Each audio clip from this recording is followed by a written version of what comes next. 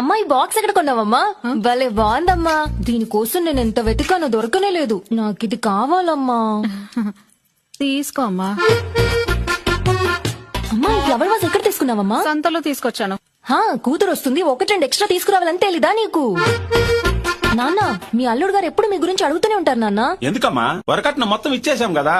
పో నాన్న, ఎప్పుడు చూడు ఇంత పెద్దిల్లు ఎందుకు నాన్న మీకు? నా పేరు మీద రాసేయచ్చు కదా. నీ పేరు మీద రాసి మేమెక్కడికి పోవాలమ్మా? అయ్యో ఏంటి నాన్న అలా మాట్లాడుతున్నావు? నేను నీ కూతుర్ని. మీరు సంవత్సరానికి ఒకసారి మా ఇంటికి వస్తే 4 రోజులు మీకు అన్నం పెట్టలేనా నాన్న? మీకు తప్పు నీది కాదమ్మా, నిన్ను కన్నాం చూడు, అది మా తప్పు. నాన్న చెప్పడం మర్చిపోయాను, నీ మనవడెప్పుడు తాత తాత అని ఎప్పుడు నీ గురించే కలవరిస్తూ ఉంటాడు నాన్న. బంగారమమ్మా నా మనవడు. అదే బంగారాన్ని ఇక్కడ తీసుకొచ్చి పెడతాను. కాస్త డిగ్రీ వరకు చదివించండి నాన్న. అక్క షర్ట్ ఐరన్ చేసి పెట్టాను చూసావా? రేయ్ నేను చూడలేదురా. అదా మీ బావ ఫేవరెట్ కలరు, బామ్మర్ది గిఫ్ట్ గా ఉండని అని నేనే తీసుకున్నాను.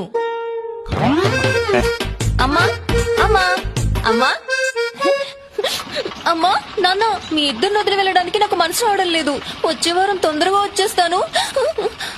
కొత్త చెప్పులు ఎప్పుడు కొన్నావమ్మా? ఇవి నావి కావే, పక్కింటి ఆవిడవి. అవునా సరే అమ్మా. నాన్న ఆటో ఛార్జీలకు ఒక 1000 రూపాయలు ఫోన్ పే చేయి నాన్న. అది కూడా చేయమంటావా?